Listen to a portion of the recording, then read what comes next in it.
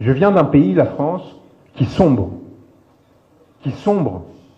entre des mains oligarchiques et dont l'effondrement est en train de peser sur ses anciens partenaires et alliés, y compris le Sénégal. Aujourd'hui, la France est prédatrice et lourdement détestée dans de nombreux pays parce qu'elle manque de ressources pour elle-même et elle va donc les chercher à l'extérieur, tirer des profits pour essayer de se régénérer et de continuer à alimenter ses classes dominantes au détriment des peuples où elle agit. Il y a longtemps qu'au Sénégal, des grandes entreprises françaises ne sont pas venues, non pas pour investir, pour apporter des capitaux, pour permettre à ce pays de se développer, mais simplement pour capter des ressources et continuer à maintenir ses états d'asservissement. Cette situation, les Sénégalais en souffrent autant que le peuple français.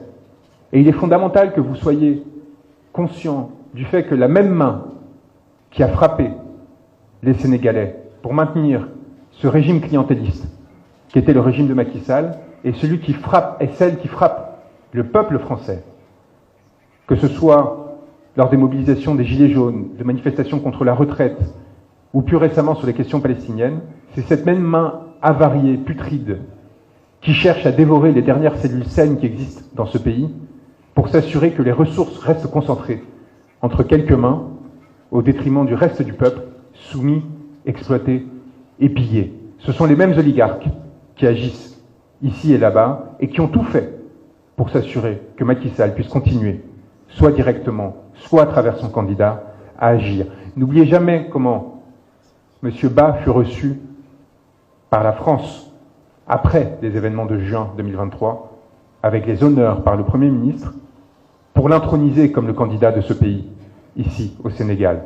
N'oubliez jamais que la France, le gouvernement français, n'a jamais dit un mot, comme l'a rappelé Ousmane Sonko, pour condamner les violences qui étaient commises contre le peuple sénégalais. Le gouvernement français d'aujourd'hui était prêt à tout pour assurer la continuité qui lui préserve son influence sur ce territoire, y compris, comme on l'a vu avec l'affaire Karim Wade en janvier, intervenir et violer son propre droit pour essayer de favoriser des candidatures au détriment d'Ousmane Sonko et de Bassirou Diomaye Faye. Et donc à partir de là, l'idée que le droit serait autre chose qu'un instrument du politique me semble difficile à concevoir. Celui qui est en adversité à l'égard du pouvoir, et vous l'êtes encore aujourd'hui, parce que si vous avez réussi à faire libérer Ousmane Sonko et Bassirou Diomaye Faye, vous restez dans un système dominé par ceux qui, hier, vous réprimaient et aujourd'hui continuent encore de vous exploiter. Et ce système-là, sénégalais, reste inséré dans un système beaucoup plus large d'asservissement et d'exploitation contre lequel il faudra encore des années pour achever cette troisième phase de décolonisation qui s'annonce non seulement au Sénégal, mais dans de nombreux pays d'Afrique et plus généralement du Sud global.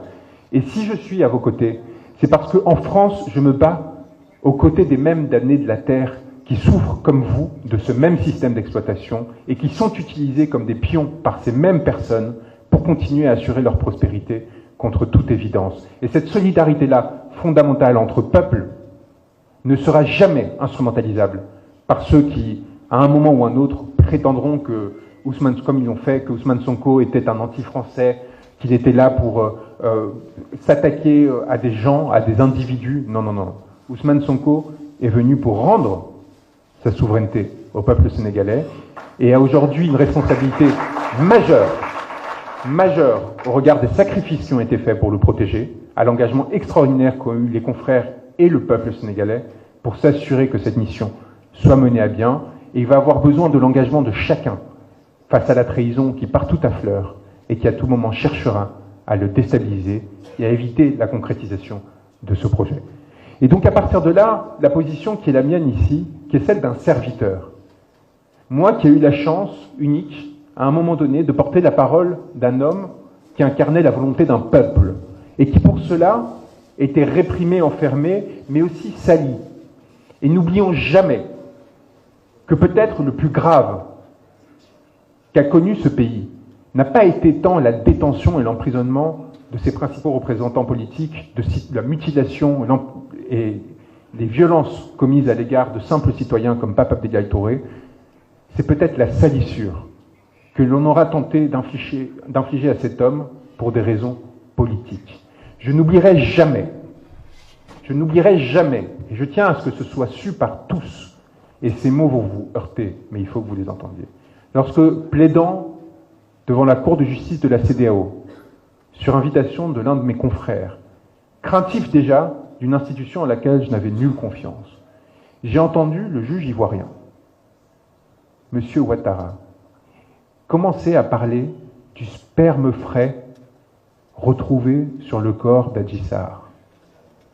Lorsque je l'ai entendu dire ces mots et tenter de dégrader de la sorte un homme qui était déjà emprisonné, qui avait réussi à établir son innocence, y compris devant un tribunal fait pour le condamner, car il faut rappeler ce miracle d'avoir réussi à établir l'innocence d'Ousmane Sonko face à des juges dont il était exigé qu'ils le condamnent.